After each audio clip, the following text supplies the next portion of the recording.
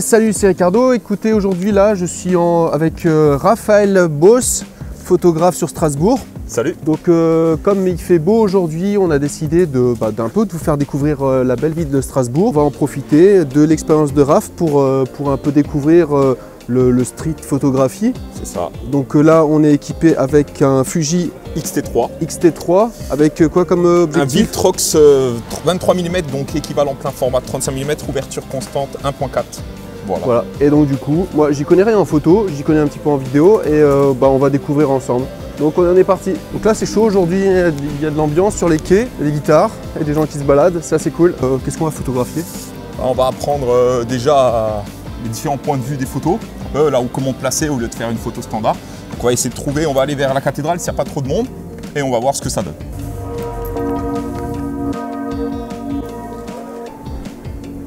Donc là par exemple on est sur la prise de vue standard que tout le monde ferait de la cathédrale. Donc il se mettrait là, il ferait la prise de vue. Donc là bon, j'ai peut-être pas l'objectif adapté, il n'est pas assez grand angle, mais en gros il ferait une vue comme ça, photo standard. Donc maintenant on va aller voir pour faire d'autres perspectives de la cathédrale pour que ce soit un peu différent, qu'on n'ait pas une photo comme tout le monde en fait. Et donc du coup par exemple pour donner un peu plus de perspective à la cathédrale, ce qu'on peut faire c'est essayer de se mettre ici, vraiment dans ce sens-là. Et en fait, fait la mise au point, essayer de garder le centre pour qu'on soit parallèle. Et donc du coup, là, on va donner la perspective à la cathédrale. Donc du coup, seconde photo, on peut se mettre ici, dans le coin. Donc on peut prendre la partie du bâtiment. D'accord, donc là tu joues avec les plans du coup. C'est ça, donc là on va se mettre là. Du coup on a une partie qui est sous-exposée. On va prendre l'ombre de la maison pour avoir l'angle centré. Voilà. Ça donne un peu une idée différente. Et si on veut amplifier ce mouvement, on se met aussi près du sol. Comme ça. Vraiment. Ok, et donc du coup, alors Raph, qu'est-ce qui t'a orienté vers l'appareil Fuji, le XT4, XT3? Bon, à la base, j'étais sur un Canon 6D Mark II, donc plein format. Et en fait, j'ai pris un XT4 parce que ça restait plus polyvalent pour la photo et la vidéo. Capteur stabilisé. Capteur stabilisé. Bon, APS-C, il y a un crop, ça veut dire qu'on fait toujours x 1,5. C'est-à-dire qu'un 50 mm plein format, ça donnera un 75 en APS-C. Ouais. Et par contre, ce qui est très bien chez Fujifilm, c'est qu'ils ont une très bonne colorimétrie parce qu'à la base, ils faisaient des pellicules et du coup, ils ont reporté leur savoir dans les boîtiers. Et ce qui permet, en fait, de vraiment, si on prend les photos, d'avoir des simulations de films d'origine en fait. Maintenant je vais changer, ça va changer en fait automatiquement la simulation. Donc il y a du couleur, des noirs et blancs, du sépia et tout directement dans le boîtier. Donc en gros c'est comme si tu avais un Lightroom directement dans ton boîtier. C'est ça. Et par exemple là, une personne standard, un touriste, il va se mettre là et il va faire une photo ici tranquillement. Maintenant pour faire quelque chose d'un peu différent, donc on voit on a des poteaux ici, les poteaux sont un peu courbés, le cours d'eau aussi, les bâtiments, donc on va essayer de prendre, de se caler sur d'avoir quelque chose de symétrique qui nous donne vers ce qu'on veut pointer dans la photo. Donc là je vais me mettre là et on va se mettre comme ça là.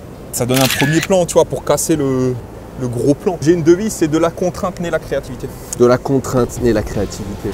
Donc pour du portrait, on va changer d'objectif, on va prendre un 56 mm pour pouvoir détacher un peu plus la personne du fond. Bon du coup là on va changer, on a monté le 56 mm, donc équivalent 85 sur du plein format, pour faire de la photo de portrait avec une ouverture de 1.4 pour avoir un joli bokeh et détacher vraiment le sujet de l'arrière-plan. Ok, et du coup là sur la photo qu'on vient de faire, tu t'es servi de la rambarde ici? C'est ça, en fait tu fais un suivi de la rambarde pour qu'on emmène notre sujet du début de la photo jusqu'au sujet principal, dont toi. Ok, et là on va exactement faire la même, en noir et blanc, directement sur le boîtier. On va regarder sa cache après. Avec un petit sourire, c'est bien? Donc t'as celle-là. Toi celle-là elle est bien. Toi tu rigoles, lui aussi. Voilà. C'est un très beau travail. Vous avez une page Instagram, je pense? Ouais. Bah ouais, tu m'écris, je te l'envoie. Donc là, souvent j'utilise principalement, ça dépend, quand je vais faire du mariage, je vais monter sur un de mes boîtiers, je vais monter le 50-140, donc équivalent 75-210 pour faire des photos volées de loin, que les gens soient vraiment pas trop attentifs à moi. Et je vais monter une focale fixe, en général la 23 mm.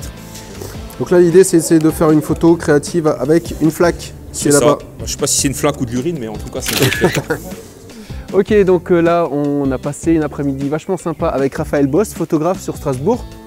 Il nous a filé quelques tips, son expérience par rapport à son boîtier, par rapport à sa vision des choses. On va laisser tous les liens en description pour son site internet, donc je vous invite vivement à regarder son travail que je trouve excellent. Et puis voilà, qu'est-ce qu'on peut dire pour la fin? Bah, rien. Faites des photos et c'est comme ça qu'on apprend. Voilà. Et dans la contrainte vient la créativité. C'est ça, de la contrainte mais la créativité. Ciao!